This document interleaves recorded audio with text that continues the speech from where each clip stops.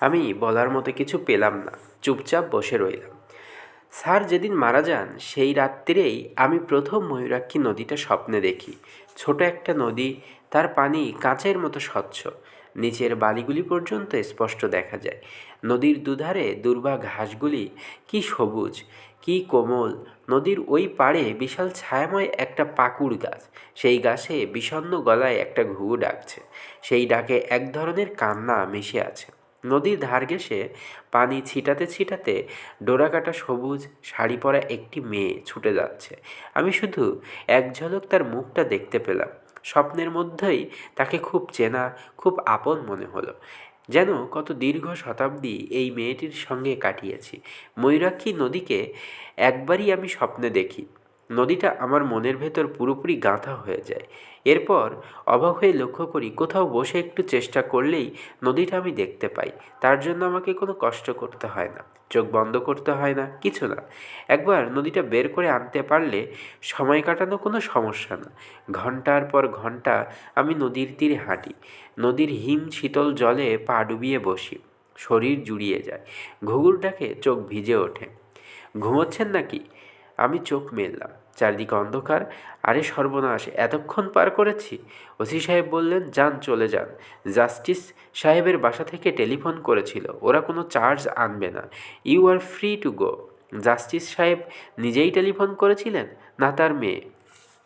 মেয়েটি কি বলল দয়া করে বলবেন? বলল ধমক ধমক দিয়ে ছেড়ে দিতে। তাহলে দয়া করে ধমক ধমক দিন, তারপর যাই। ওসি সাহেব হেসে ফেললেন। পুলিশের যে একেবারেই রসবোধ নেই সেটা ঠিক না। আমি উঠে দাঁড়াতে দাঁড়াতে বললাম, মেয়েটা কি তার নাম আপনাকে বলেছে? হ্যাঁ বলেছে, মীরা কিংবা মিরু এই জাতীয় কিছু। আপনি কি নিশ্চিত যে সে এম জাস্টিস শোভান সাহেবের মেয়ে? অন্য কেউ তো হতে পারে। আপনি একটা উল্টো টেলিফোন কল পেয়ে আমাকে ছেড়ে দিলেন, তারপর জাস্টিস সাহেব ধরবেন আপনাকে, আইনের প্যাঁচে ফেলে অবস্থা কাহিল করে দেবেন। ভাই আপনি যান তো। আর শুনেন, একটা উপদেশ দেই, পুলিশের সঙ্গে এত মিথ্যা কথা বলবেন না। মিথ্যা বলবেন ভালো মানুষদের কাছে, যা বলবেন তারা তাই বিশ্বাস করবে। পুলিশ কোনো কিছুই বিশ্বাস করে না, খোঁজ খবর করে। আপনি আমার সম্পর্কে খোঁজ খবর করেছেন?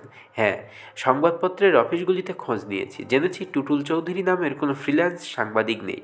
আপনি কি আমার মুসলেকা ফুসলেকা এইসব কিছু নেবেন না? না, এখন দয়া করে বিদায়ী হন। আপনার গাড়ি করে আমাকে নিয়ে এসেছিলেন, আমি কি আশা করতে পারি না আবার গাড়ি করে নামিয়ে দিয়ে আসবেন? কোথায় যাবেন? ফার্মগেট। চলুন, নামিয়ে দেব। আমি হাসি মুখে বললাম, আপনার এই ভদ্রতার কারণে কোনো একদিন হয়তো আমি আপনাকে ময়ূরাক্ষীর তীরে নিমন্ত্রণ করব। ওসি সাহেব বিস্মিত হয়ে বললেন, আপনি কি বললেন বুঝতে পারলাম না। ওইটা বাদ দিন, সব কিছু বুঝে ফেললে তো মুশকিল। ভালো কথা, আপনি ডেইলি ক প্যাকেট সিগারেট খান বলুন তো? ওসি সাহেব বললেন, আপনি লোকটা তো ভালো তেদর আছেন, 2 থেকে 2.5 প্যাকেট লাগে।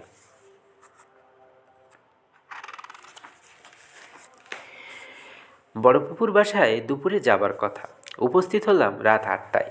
কেউ অবাক হলো না। ফুপুর বড় ছেলে বাদল আমাকে দেখে উল্লসিত গলায় বলল, হিমুদা এসেছে, থ্যাঙ্কস। অনেক কথা আছে, আজ থাকবে কিন্তু। I need your help. Badal এবার ইন্টারমিডিয়েট দেবে। এর আগেও 3বার দিয়েছে। সে পড়াশোনায় খুবই ভালো। এসএসসিতে সে বেশ কয়েকটা লেটার এবং স্টার মার্ক পেয়েছে। সমস্যা হয়েছে ইন্টারমিডিয়েটে, পরীক্ষা শেষ পর্যন্ত দিতে পারে না। মাঝামাঝি জায়গায় তার এক ধরনের নার্ভাস ব্রেকডাউন হয়ে যায়। তার কাছে মনে হয় পরীক্ষার হল হঠাৎ ছোট হতে শুরু করে, ঘরটা ছোট হয়, পরীক্ষার্থীরাও ছোট হয়, চেয়ার টেবিল সব ছোট হতে থাকে। তখন সে ভয়ে চিৎকার দিয়ে ঘর থেকে বের হয়ে আসে। বাইরে আসা মাত্রই দেখে সব স্বাভাবিক। তখন সে আর পরীক্ষার হলে ঢোকে না, চোখ মুছতে মুছতে বাড়ি চলে আসে। দ্বিতীয়বার পরীক্ষা দেওয়ার সময় অনেক ডাক্তার দেখানো হলো, ওষুধপত্র খাওয়ানো হলো, সেবারও একই অবস্থা। এখন আবার পরীক্ষা দেবে। এবারে ডাক্তারের সঙ্গে যুক্ত হয়েছে পীর ফকির। বাদলের গলায়, হাতে, কোমরে নানান মাপের তাবিজ ঝুলছে। এর মধ্যে একটা তাবিজ নাকি জিনকে দিয়ে কোহকাপ নগর থেকে আনানো। কোহকাপ নগরীতে নাকি জিন এবং পরীরা থাকে। আমার বড় ফুপা ঘোর নাস্তিক ধরনের মানুষ এবং বেশ ভালো ডাক্তার, তিনিও কিছু বলছেন না। বাদলেরও দেখি আমার মতো অবস্থা, দাড়ি গোপ গজিয়ে হুলস্থুল, লম্বা লম্বা চুল। সে খুশি খুশি গলায় বলল, হিমুদা আমি পড়াশোনা করছি। খাওয়া দাওয়া শেষ করে আমার ঘরে চলে আসবে। পড়াশোনা হচ্ছে কেমন? হেব্বি হচ্ছে। একই জিনিস 3-4 বছর ধরে পড়ছি তো একেবারে ভাজা ভাজা হয়ে গেছে। হিমু ভাই, তুমি এমন ডার্ক হলুদ পাঞ্জাবি পেলে কোথায়? গাউসিয়ায়। ফাইন দেখাচ্ছে। সন্ন্যাসী সন্ন্যাসী লাগছে। সন্ন্যাসী উপগুপ্ত। মথুরাপুরীর প্রাচীর এর নিচে একদা ছিলেন সুপ্ত। যা, পড়াশোনা কর, আমি আসছি। কি আর পড়াশোনা করব, সব তো ভাজা ভাজা। তবু আরেকবার ভেজে ফেল, কড়া ভাজা হবে। বাদল শব্দ করে হেসে উঠল। সেই হাসি হেসকির মতো চলতেই থাকলো। আমি অবাক হয়ে তাকিয়ে রইলাম। এই ছেলের অবস্থা দেখি দিন দিন খারাপ হচ্ছে। এতক্ষণ ধরে কেউ হাসে। ফুফু গম্ভীর মুখে খাবার এগিয়ে দিচ্ছেন। মনে হচ্ছে দুপুরে প্রচুর আয়োজন ছিল, সেই সব গরম করে দেওয়া হচ্ছে। পোলাওয়ে টকটক গন্ধ। নষ্ট হয়ে গেছে কিনা কে জানে। আমার পেটে অবশ্যই সবই হজম হয়ে যায়। পোলাওটা মনে হচ্ছে হবে না, কষ্ট দেবে। ফুফু বললেন, রোস্ট আরেক পিস দেবো? দাও। এত খাবার দাবারের আয়োজন কী জন্য একবার জিজ্ঞেস করলি না? আমি খাওয়া বন্ধ করে বললাম, কী জন্য? আত্মীয় স্বজন যখন কোনো উপলক্ষে খেতে ডাকে তখন জিজ্ঞেস করতে হয় উপলক্ষটা কী। যখন আসতে বলে তখন আসতে হয়। একটা ঝামেলায় আটকে পড়েছিলাম। উপলক্ষটা কী? রিনকির বিয়ের কথা পাকা হলো। বাহ, ভালো তো। ফুফু গম্ভীর হয়ে গেলেন। আমি খেয়েই যাচ্ছি। টকগন্ধ পোলাও এত খাওয়া ঠিক হচ্ছে না। সেটা বুঝেও পারছি, তবু নিজেকে সামলাতে পারছি না। যা হবার হবে। ফুপু শীতল গলায় বললেন, একবার তো জিজ্ঞেস করলি না কার সঙ্গে বিয়ে, কী সমাচার? তোমরা নিশ্চয়ই দেখে শুনে ভালো বিয়েই দিচ্ছ। তুই একবার জিজ্ঞেসও করবি না? তোর কোনো কৌতূহলও নেই? আরে কি বলো, কৌতূহল নেই? আসলে এত ক্ষুধার্ত যে কোনো দিকে মন দিতে পারছি না। দুপুরে খাওয়া হয়নি। ছেলে কি করে? Marine engineer. বলো কি, তাহলে তো মালদার পার্টি। ফুপু রাগী গলায় বললেন, ছোট লোকের মতো বলবি না তো। মালদার পার্টি আবার কি? পয়সাটাওয়ালা পার্টি এই বলছি। হ্যাঁ, টাকা পয়সা ভালোই আছে।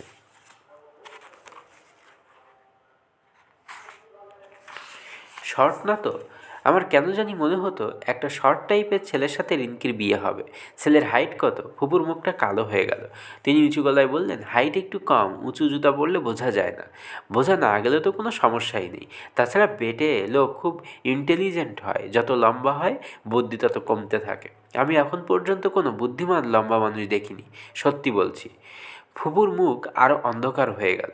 তখন মনে পড়ল, কী সর্বনাশ, ফুপা নিজেই বিরাট লম্বা, প্রায় 6 ফুট। আজ দেখি একের পর এক ঝামেলা বাঁধিয়েই যাচ্ছি। তুই আবার যাবার আগে তোর ফুপার সঙ্গে কথা বলে যাবি। তোর সঙ্গে নাকি কি জরুরি কথা আছে? No problem. আর রিনকির সঙ্গে কথা বলার সময় জামাই লম্বা কি বেটে এ জাতীয় কোনো কথাই বলবি না। বেটে লোকরা যে জ্ঞানী হয় এই কথাটা কি কায়দা করে বলবো? তোর কিছুই বলার দরকার নেই। ঠিক আছে, ঠান্ডা পেপসি টেপসি থাকলে দাও। তোমরা তো আবার কেউ পান খাও না। কাউকে দিয়ে 3টা পান আনাও তো। রিনকির সঙ্গে দেখা করতে গেলাম। এই মেয়ে 9-10-এ পড়ার সময় রোগা ভোগা ছিল, এখন দিন দিন মোটা হচ্ছে। আজ অবশ্যই সেরকম মোটা লাগছে না, ভালোই লাগছে। মনে হচ্ছে এর চেয়ে কম মোটা হলে তাকে মানাতো না। কিরে, ক্লাস 1 একটা বর জোগাড় করে ফেললি? কংগ্রাচুলেশনস। রিনকি অসম্ভব খুশি হলো। অবশ্যই প্রায় সঙ্গে সঙ্গে ঠোঁট উল্টে বলল, ক্লাস 1 বর না ছাই, ক্লাস 3 হবে বড়জোর। মেয়েদের আমি কখনো খুশি হলে সেই খুশি প্রকাশ করতে দেখিনি। একবার একটা মেয়ের সঙ্গে কথা হয়েছিল। সে ইন্টারমিডিয়েটে ছেলে মেয়ে সবার মধ্যে ফার্স্ট হয়েছে। আমি বললাম, কি খুশি তো? সে ঠোঁট উল্টে বলল, বাংলায় সেকেন্ড পেপারে যা পুয়ার নাম্বার পেয়েছি, জানেন মার্কশিট দেখে কেঁদেছি। রিনকিরও দেখি সেই অবস্থা, খুশিতে মুখ ঝলমল করছে, অথচ বলছে ক্লাস 3। হিমু ভাই, ও কিন্তু দারুণ শর্ট, মনে হয় কলিং বেল হাত দিয়ে নাগাল পাবে না। আমি অত্যন্ত খুশি হবার ভঙ্গি বললাম, খুশি গলায় আমি অত্যন্ত খুশি হবার ভঙ্গি করলাম। খুশি গলায় বললাম, তাহলে তো তুই লাকি। ভাগ্যবতী মেয়েদের বর খাটো হয়, খনার বচনে আছে। যাও। সত্যিই খনা বলেছেন, খাটো পেয়ারা ভালো, খাটো স্বামীর মন, তারপর আরও কী কী যেন আছে, মনে নেই। বানিয়ে বানিয়ে কী যে মিথ্যা বলো তুমি। এই ছড়াটা তুমি এক্ষুনি বানালে, তাই না? হুঁ। কেন বানালে বলো তো? তোকে খুশি করবার জন্য। খুশি করবার দরকার নেই, আমি এমনিতেই খুশি। সেটা তোর মুখ দেখেই বুঝতে পারছি। বর পছন্দ হয়েছে? হুঁ, তবে খুব বিরক্ত করছে। বিরক্ত করছে মানে? আজই মাত্র কথাবার্তা ফাইনাল হলো, এর মধ্যে 3বার ফোন করেছে। তারপর বলছে রাত 11টার সময় আবার করবে। লজ্জা লাগে না? তার উপর টেলিফোন বাবার ঘরে। বাবা সন্ধে থেকে তার ঘরে বসা আছে, আমি কি বাবার সামনে তার সঙ্গে কথা বলবো? লম্বা তার আছে, তুই টেলিফোন তোর ঘরে নিয়ে আয়। আমি কি করে আনবো? আমার লজ্জা লাগে না? আচ্ছা যা, আমি এনে দিচ্ছি। পরে কিন্তু তুমি এই নিয়ে ঠাট্টা করতে পারবে না। আমি তো তোমাকে আনতে বলিনি, তুমি নিজে থেকে আনতে চেয়েছো। তা তো বটেই। ওই ভদ্রলোক টেলিফোনে কি বলে আর কি বলবে? কিছু বলে না। আহা বল না শুনি। উফ, তুমি বড় যন্ত্রণা করো। আমি কিছু বলতে টলতে পারবো না। রিঙ্কি লজ্জায় লাল নীল হতে লাগলো।